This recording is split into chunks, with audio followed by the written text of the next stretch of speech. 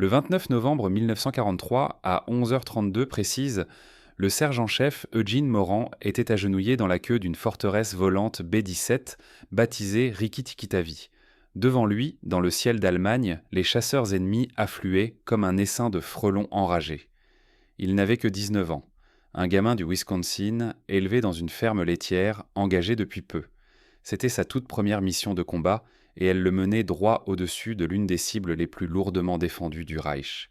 Ce matin-là, la 8e Air Force avait lancé plus de 300 bombardiers contre les usines de Brême. En moins d'une heure, la DCA et les chasseurs allemands avaient déjà abattu 6 forteresses volantes. À bord, le poste de Morand était le plus isolé, le plus exposé. Le mitrailleur de queue était assis sur un siège rudimentaire, semblable à une selle de bicyclette tout au fond du fuselage, à plus de 12 mètres du reste de l'équipage. Autour de lui, 2 mitrailleuses de calibre .50 et les avions ennemis venus le tuer.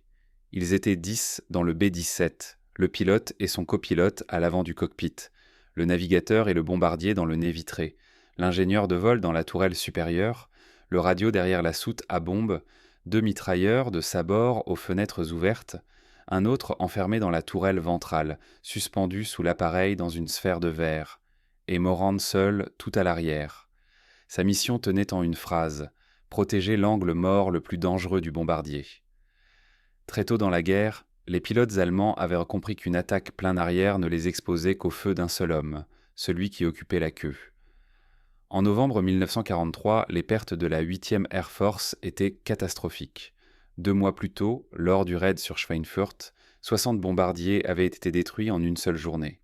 600 hommes morts ou capturés en quelques heures. Les équipages appelaient en ces missions au cœur de l'Allemagne des voyages organisés vers l'enfer. Les chiffres étaient impitoyables. Il fallait accomplir 25 missions pour espérer rentrer chez soi. Les statistiques montraient qu'un équipage moyen n'en survivait qu'à 15.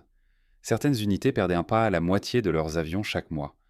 Morand s'était engagé le jour de ses 18 ans.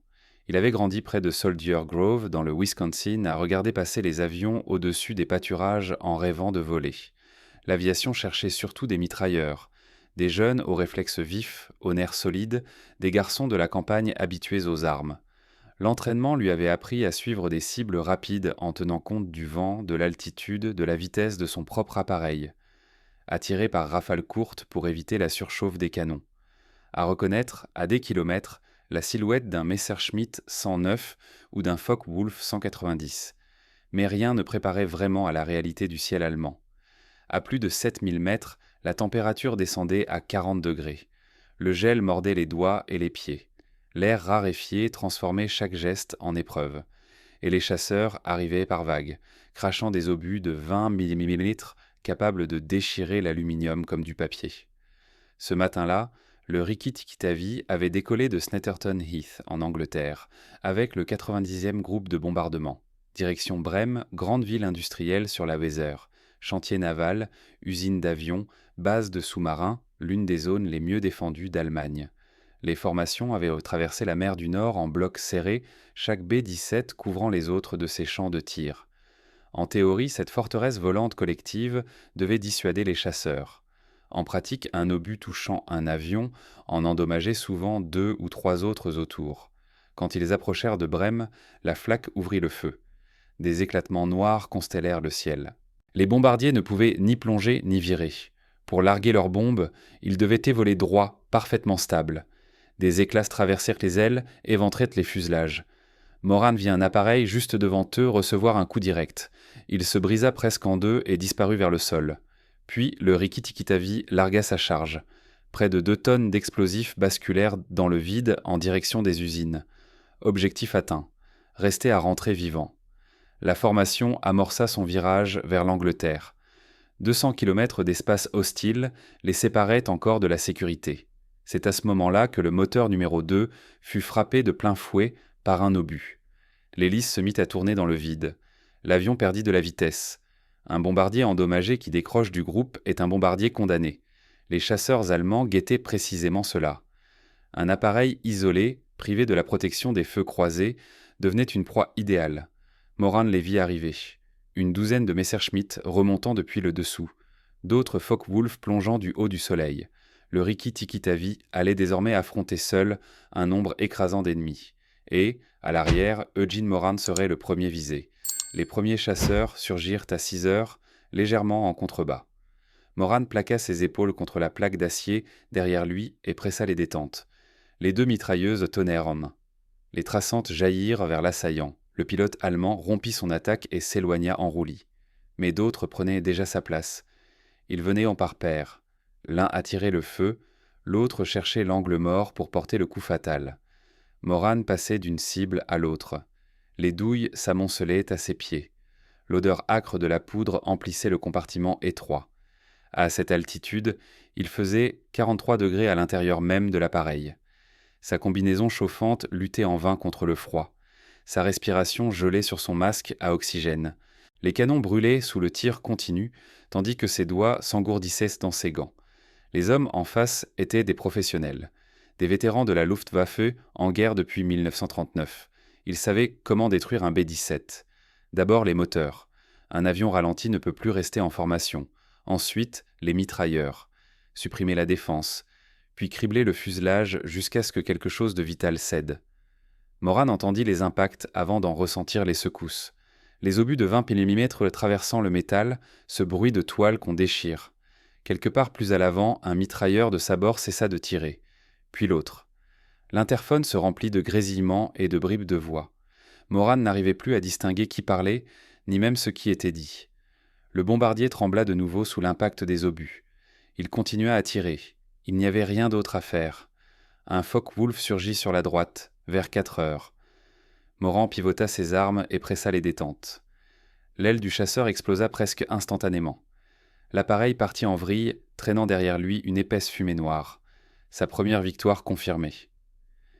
Il n'eut pas le temps d'y penser.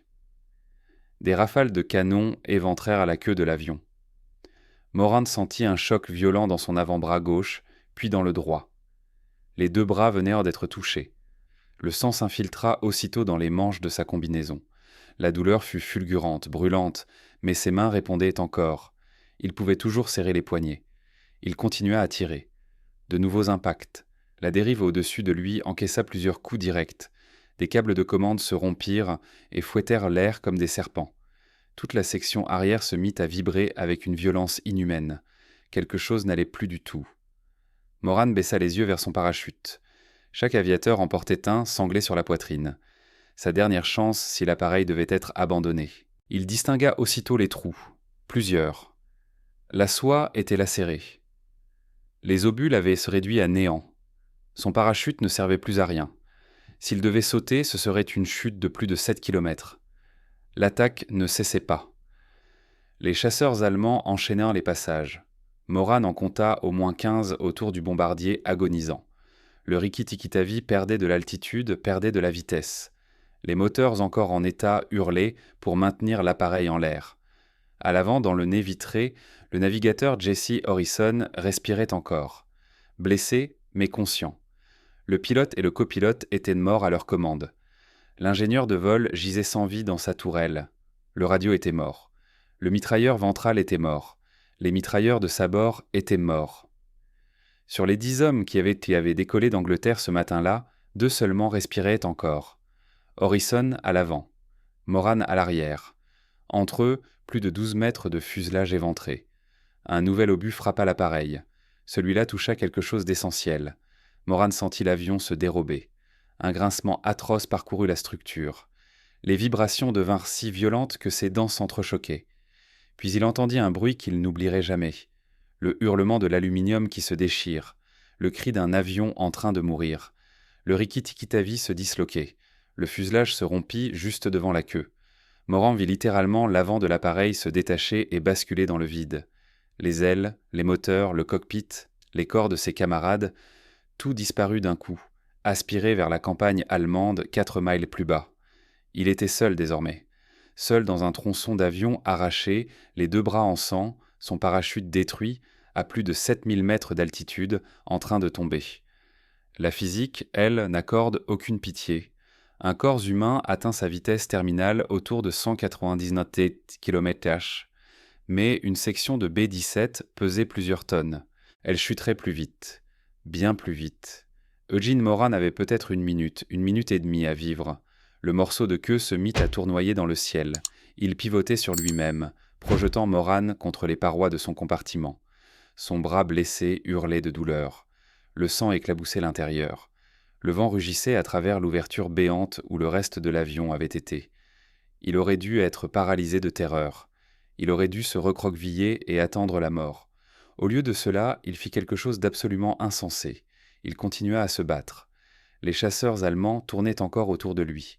Ils virent la queue tomber et s'en approchèrent, peut-être pour vérifier la destruction. Peut-être par simple curiosité, quelle qu'en soit la raison, ils commirent une erreur fatale. Ils entrèrent dans le champ de tir d'un mitrailleur blessé qui refusait de mourir. Moran saisit ses armes. Dans ce cylindre qui tournoyait, viser relevait de l'impossible. Les forces le plaquaient contre son siège, puis l'arrachaient presque vers le plafond. Ses bras saignaient. Son parachute était détruit. Il tombait de 4 miles vers une mort certaine. Et il tirait encore. Les traçantes dessinaient des arcs incohérents dans le ciel. Les pilotes allemands se dispersèrent. Ils n'avaient jamais rien vu de semblable. Un homme enfermé dans un cercueil, en chute libre, qui leur répondait à coups de mitrailleuse. Un Messerschmitt encaissa plusieurs impacts sur son fuselage. Il rompit et piqua vers le sol, laissant derrière lui une traînée de fumée. L'altimètre était pulvérisé, mais Moran distinguait le sol qui grossissait à travers les plaques de métal arrachées. Champs, forêts, routes, une mosaïque de terres allemandes qui se précipitaient vers lui. L'aérodynamique du tronçon de queue lui sauva la vie.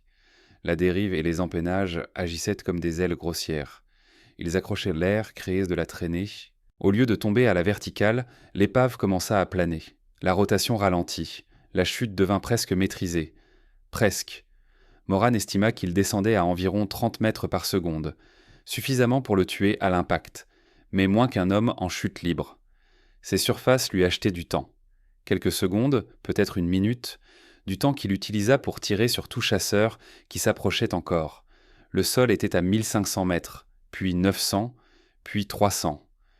Moran se cala contre la plaque d'acier. Il entoura les caisses de munitions de ses bras brisés. Il n'y avait rien d'autre à quoi se retenir. Le tronçon de queue frappa la cime d'un pin à près de 160 km/h. Des branches épaisses comme des bras d'homme éclatèrent. La dérive accrocha un tronc et se détacha. L'épave se mit à culbuter à travers la canopée, perdant des morceaux d'aluminium à chaque choc. La tête de Moran heurta la structure métallique. Sa vision explosa en lumière blanche. Il sentit ses côtes céder. Ses 2 bras se tordirent selon des angles impossibles. Le reste de l'appareil frappa un autre arbre, pivota de côté et s'écrasa sur le sol gelé. Puis il n'y eut plus rien. Le silence. Eugene Moran était vivant. À peine. Il gisait dans la carcasse, incapable de bouger. Ses 2 avant-bras étaient brisés en plusieurs endroits, des fractures ouvertes, des os percés à la chair. Ses côtes étaient pulvérisées. Chaque respiration lui enfonçait des lames dans la poitrine. Le sang s'échappait d'une plaie ouverte à la tête. Un fragment de son crâne avait été arraché. Une partie de son cerveau se retrouvait à nu, exposée à l'air glacé. Le lieu du crash se trouvait dans une forêt près de la petite ville allemande de Sick, à une vingtaine de kilomètres au sud de Brême, en plein territoire ennemi. Autour de lui vivaient des gens qui, quelques heures de plus tôt, avaient vu des bombes américaines écraser leurs usines, leurs rues, leurs voisins. Il tenta de bouger. Ses jambes frémirent faiblement. Ses bras ne répondirent pas. Le froid commençait déjà à le pénétrer. S'il ne mourait pas de ses blessures, l'hypothermie s'en chargerait en quelques heures. Moran rampa vers l'ouverture béante où la queue s'était arrachée du reste de l'avion. Chaque centimètre parcouru envoyait des vagues de douleur dans tout son corps brisé. Il se hissa hors de l'épave, s'écroula sur le sol gelé et leva les yeux vers le ciel gris d'Allemagne. Il venait de survivre à une chute de plus de 6 kilomètres sans parachute. L'un des 3 seuls hommes de toute la guerre à qui cela arriverait. Mais survivre à la chute ne signifiait rien s'il se vidait de son sang dans une forêt ennemie. Des voix résonnèrent entre les troncs, des voix allemandes. Des soldats accouraient pour inspecter le lieu du crash. Ils allaient en découvrir un aviateur américain mutilé, un combattant ennemi, l'un de ceux qui vinrent de bombarder leur ville. Ce qu'ils feraient de lui était impossible à deviner. Les soldats surgirent des arbres, fusils en joue. Ils encerclèrent l'épave et fixèrent l'homme étendu dans la neige. L'un cria des ordres. Un autre repartit en courant vers la route, sans doute pour prévenir un officier. Moran ne pouvait ni résister, ni fuir. Il pouvait à peine respirer. Ils le fouillèrent brutalement, ignorant ses cris lorsqu'ils manipulèrent ses bras en ainsi ses bras broyés. Ils trouvèrent dans ses plaques d'identité ses insignes de grade, son parachute en lambeaux. Puis ils le laissèrent là, sur le sol gelé, pendant qu'ils inspectaient le tronçon d'avion. Un officier arriva moins d'une heure plus tard. Il examina les blessures de Moran et secoua lentement la tête. L'Américain était manifestement en train de mourir. Le transporteur semblait inutile, mais les ordres restaient les ordres. Les aviateurs abattus devaient être capturés et interrogés si possible. Les morts, eux, ne livraient aucun renseignement. On chargea Moran sur une charrette en bois. Pas de civière, pas de couverture, aucun soin. La charrette cahota sur des routes gelées pendant ce qui lui sembla des heures. Chaque secousse déclenchait une nouvelle explosion de douleur dans ses côtes brisées et ses bras fracturés. La plaie à son crâne ne saignait plus, seulement parce que le froid avait figé le sang en une croûte sombre. On le déposa finalement dans une installation militaire allemande. Moran était incapable d'identifier l'endroit. Sa vue se brouillait. La conscience allait et venait. Il se souvenait d'avoir été porté à l'intérieur, de s'être retrouvé étendu sur un sol de béton, d'avoir entendu des voix allemandes parler de lui comme d'un homme déjà mort. Aucun médecin ne vint, aucun infirmier. Personne ne lui donna d'eau, ni pansement, ni morphine. Les Allemands manquaient de matériel médical et n'allaient pas le gaspiller pour un aviateur ennemi condamné. Moran resta 2 jours entiers sur ce sol. Ses plaies s'infectèrent. Le tissu cérébral exposé commença à enfler. Ses bras devinrent violets, puis noirs. La gangrène s'installait. Sans opération, il perdrait les 2 membres. Sans médicaments, l'infection gagnerait son sang. Sans intervention, il lui restait peut-être 48 heures à vivre. Les gardes le regardaient décliner. Certains semblaient indifférents, d'autres presque compatissants. Mais aucun n'avait l'autorité ni les moyens de le sauver. Depuis des mois, les bombardiers américains rasaient les villes allemandes. Les hôpitaux manquèrent de tout. Les médecins étaient submergés par les blessés allemands. Et les aviateurs ennemis passaient loin, très loin, après les soldats et les civils. Le 3e jour, on le transporta de nouveau, une autre charrette. Un autre supplice sur les routes glacées. Cette fois, sa destination était un hôpital de prisonniers de guerre, un bâtiment réquisitionné quelque part en territoire occupé où l'on entassait les aviateurs alliés blessés avant de les envoyer dans des camps permanents. L'hôpital manquait de personnel, de médicaments, de tout. Les médecins militaires allemands y faisèrent du triage. Ceux dont les blessures semblaient survivables étaient soignés. Les autres étaient simplement laissés à leur sort. Les blessures de Moran le plaçaient clairement dans la seconde catégorie. Mais cet hôpital cachait une exception. Parmi les prisonniers se trouvaient 2 médecins serbes, capturés sur le front de l'Est. Des chirurgiens militaires réduits à travailler avec du matériel dérisoire, presque sans anesthésie, pour soigner des prisonniers alliés. Les Allemands toléraient leur présence parce qu'elle libérait leurs propres médecins pour des patients jugés plus importants. Les 2 Serbes examinèrent Moran et prirent une décision. Ils tentèrent de le sauver. Personne ne leur en avait donné l'ordre. Ils n'avaient ni l'équipement adéquat, ni les médicaments nécessaires. Ils le firent pour une seule raison. C'était un homme blessé, et eux étaient des médecins. L'opération dura 7 heures. Ils travaillèrent avec des instruments de campagne. Pas de véritable anesthésie, seulement des agents locaux qui n'émoussèrent la douleur qu'à peine. Moran sombrait et revenait à lui tandis qu'il réalignait ses os à l'aide de broches et de fils métalliques. Ils nettoyèrent les tissus infectés, retirèrent des fragments de crâne, recouvrirent tant bien que mal la partie exposée de son cerveau. Ils fixèrent une plaque de métal sur sa tête, primitive selon nos standards, suffisante pour le maintenir en vie. Ils immobilisèrent ses bras avec des planches de bois, les enveloppèrent de bandages arrachés à des draps. Ils firent tout ce qu'il était humainement possible de faire avec presque rien. Quand ce fut terminé, ils ne lui mentirent pas. Les 72 heures suivantes décidèrent de tout. Son corps devait vaincre l'infection. Ses os devaient commencer à se ressouder. Son cerveau ne devait pas enfler davantage. Il ne pouvait plus rien faire. À présent, la survie de Gene Moran dépendait uniquement de lui. La fièvre arriva dès la première nuit. Sa température grimpa au-delà de 40 degrés. Son corps était secoué de frissons violents alors que la sueur le trempait. Les médecins serbes le surveillaient autant que leurs moyens le permettaient. Ils changeaient ses pansements, ils lui faisaient couler de l'eau de force entre les lèvres fendillées. Puis ils attendaient. Dans les hôpitaux militaires, l'infection était la grande tueuse.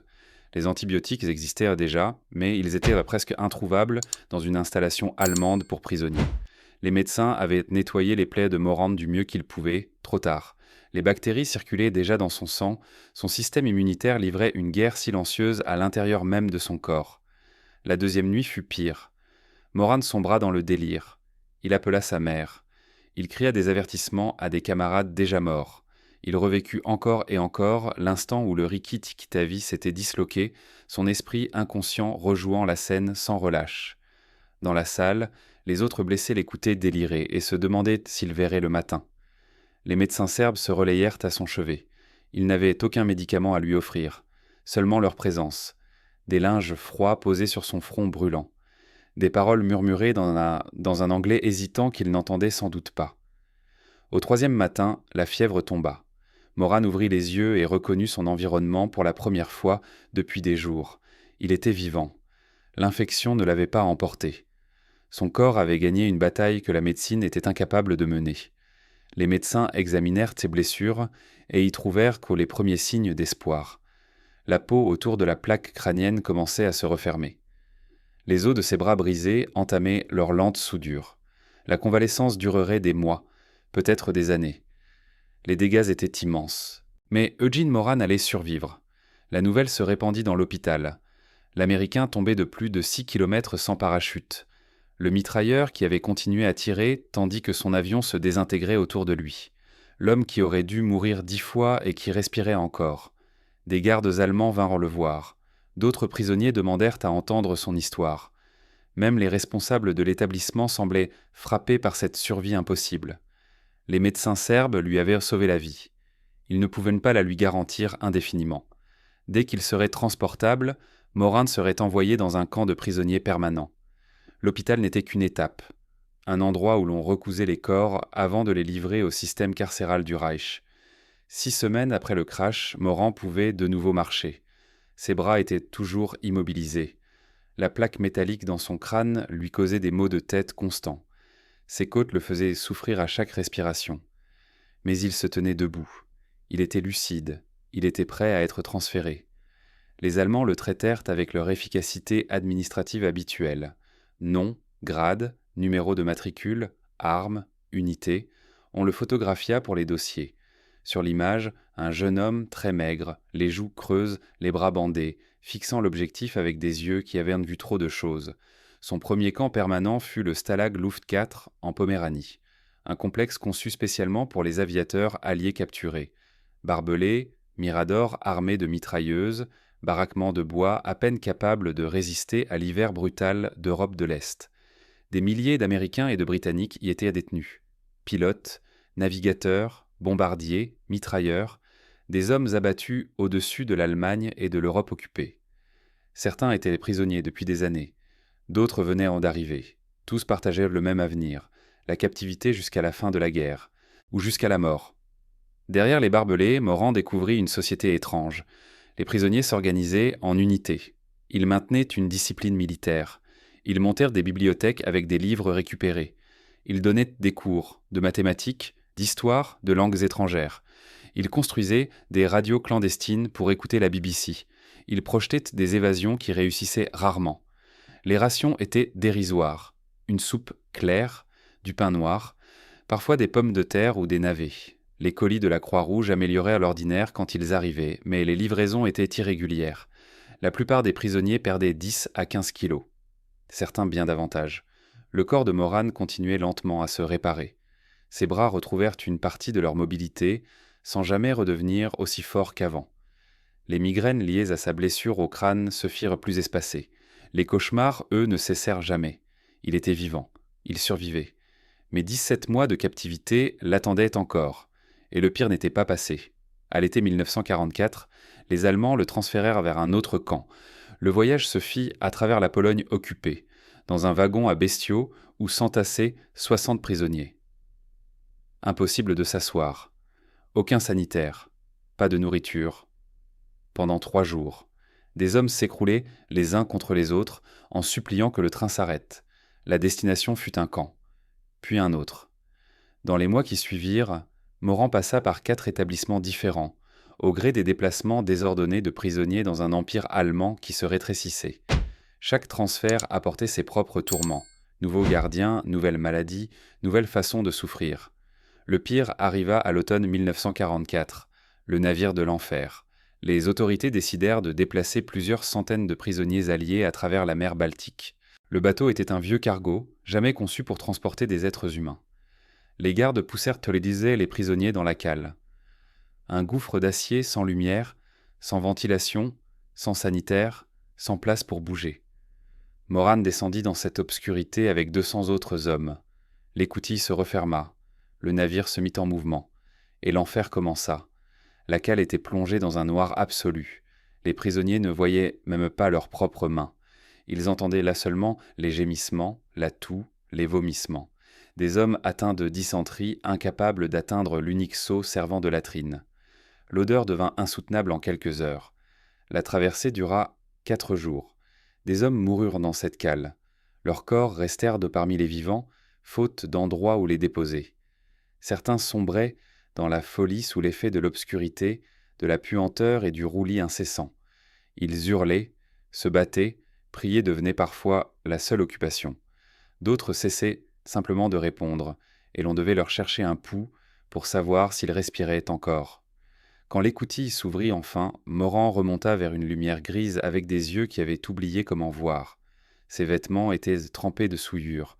Son corps avait perdu encore du poids qu'il n'avait plus les moyens de perdre. La plaque métallique dans son crâne battait d'une douleur qui ne le quitterait plus vraiment.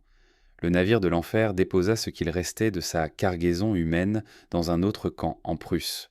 Encore des barbelés, encore des miradors, encore de la soupe claire et du pain noir. Encore l'attente interminable d'une guerre qui semblait ne jamais devoir finir. Pourtant, elle touchait à sa fin. En janvier 1945, l'armée rouge avançait depuis l'Est, les armées alliées progressaient depuis l'Ouest. L'Allemagne se retrouvait broyée entre deux forces qu'elle ne pouvait plus arrêter. Les prisonniers entendaient parfois le grondement lointain de l'artillerie. Ils voyaient la nervosité gagner les gardes. Quelque chose approchait. Le 6 février 1945, tout bascula. Les troupes soviétiques se rapprochèrent du camp. Les commandants allemands ordonnèrent une évacuation immédiate. Tous les prisonniers partiraient à pied vers l'ouest. Destination inconnue, durée inconnue. Refuser, c'était mourir. On rassembla les hommes dans la cour glacée. La température était descendue autour de 20 degrés. Beaucoup n'avaient ni manteau d'hiver, ni gants, ni chaussures dignes de ce nom. Ils survivaient depuis des mois avec des rations de famine. Et on leur demandait maintenant de traverser l'Allemagne pendant l'un des hivers les plus rudes depuis des décennies. La colonne s'étira sur des kilomètres. Des milliers d'aviateurs alliés avançant péniblement dans la neige et sur la glace. Des gardes allemands marchant le long des rangs, fusils prêts. Quiconque ralentissait était abattu. Quiconque tentait de fuir était abattu. Le message était limpide. Marcher ou mourir. Moran avait survécu à une chute de plus de 6 kilomètres. À des blessures dévastatrices, à une chirurgie primitive, à une infection qui aurait dû l'emporter, au navire de l'enfer. Il lui restait maintenant près de 1000 kilomètres de route gelée à parcourir dans un corps qui n'avait jamais vraiment guéri. Cette marche deviendrait plus tard connue sous le nom de « Marche noire », l'une des plus longues marches forcées de fonds de prisonniers alliés de toute la guerre en Europe. 86 jours. 86 jours à avancer dans les tempêtes de neige et la pluie verglaçante, à dormir dans des granges saturées de déjections animales ou à même le sol, à boire l'eau croupie des fossés, souillée par les excréments, à manger ce qui pouvait être volé ou arraché à une campagne dévastée.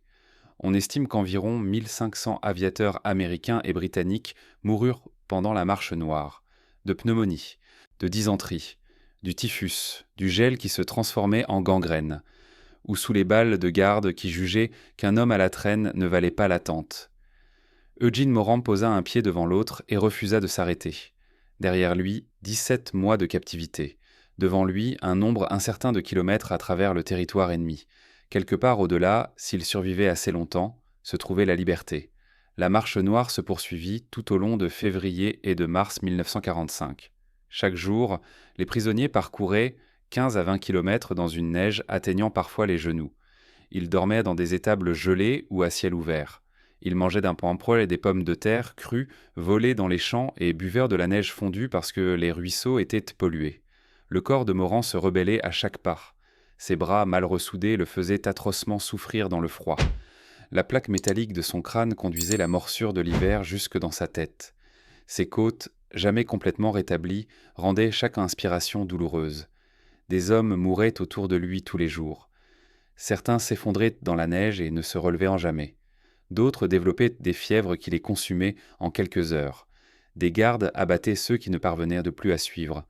La colonne laissait derrière elle une traînée de corps à travers la campagne allemande, comme autant de balises dressées sur une carte de la souffrance.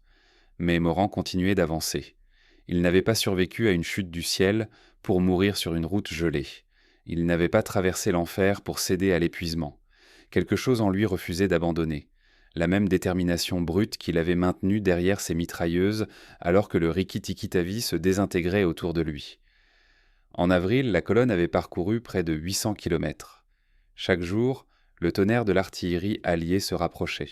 Les forces américaines et britanniques avançaient depuis l'ouest, les armées soviétiques depuis l'est. L'Allemagne s'effondrait. La libération approchait. Le 26 avril 1945, la marche prit fin. Des soldats américains de la 104e division d'infanterie interceptèrent la colonne près de l'Elbe.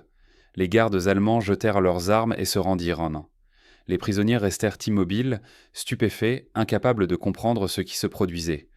Après des années de captivité, après des mois de marche, après d'innombrables instants où la mort avait paru inévitable, ils étaient libres. Morand ne pesait plus que 42 kilos. Il en faisait près de 68 en s'engageant. Le crash, les opérations, les camps, le navire de l'enfer et la marche avaient fait disparaître près de 40% de son poids. Il ressemblait à un squelette recouvert de peau. Mais il respirait encore. Les équipes médicales se précipitèrent pour soigner les hommes libérés. Beaucoup durent être hospitalisés d'urgence. Le typhus s'était répandu pendant la marche. La pneumonie faisait des ravages. Le gel avait emporté des doigts et des orteils qu'il faudrait amputer. Les médecins travaillaient sans relâche pour stabiliser des hommes systématiquement affamés et brisés depuis des mois, parfois des années. Le dossier de Morand stupéfia rapidement l'armée. Tout y figurait. Abattu au-dessus de Brême le 29 novembre 1943. Appareil détruit par l'ennemi. Chute de plus de 7000 mètres dans un tronçon d'avion sans parachute fonctionnel. Impact survécu. Capturé par l'ennemi. Prisonnier de guerre pendant 17 mois. Survivant d'une marche forcée d'environ 1000 km. Les historiens militaires confirmeraient plus tard que seuls 3 aviateurs alliés, durant toute la Seconde Guerre mondiale, avaient des survécus à des chutes comparables sans parachute.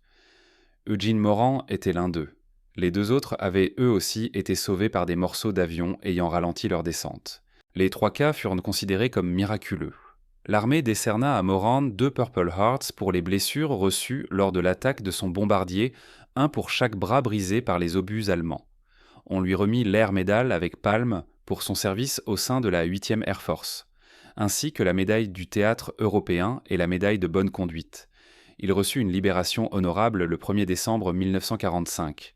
Le 96e groupe de bombardement avait perdu 938 hommes pendant la guerre, 206 avions détruits, des milliers de missions menées au-dessus des cibles les plus défendues d'Europe.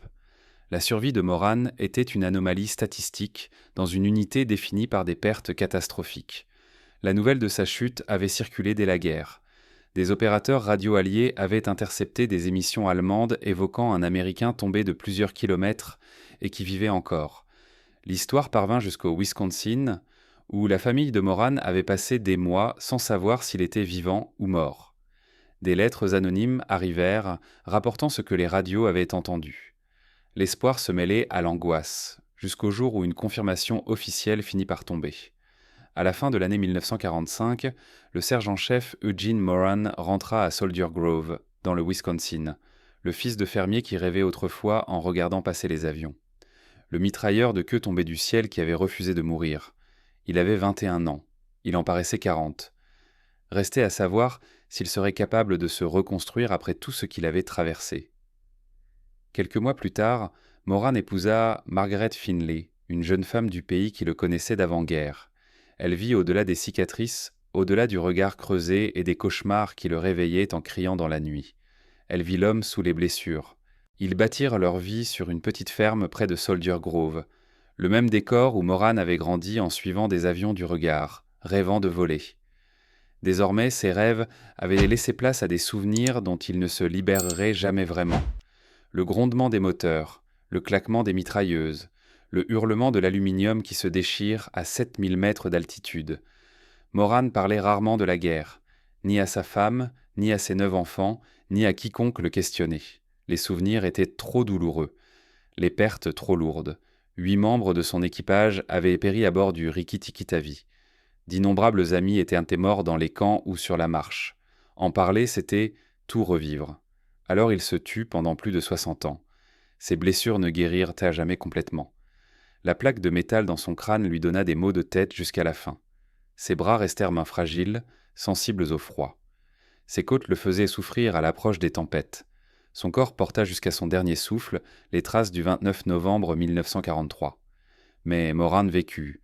Il éleva ses enfants, travailla sa terre, alla à l'église le dimanche, regardait grandir ses petits-enfants.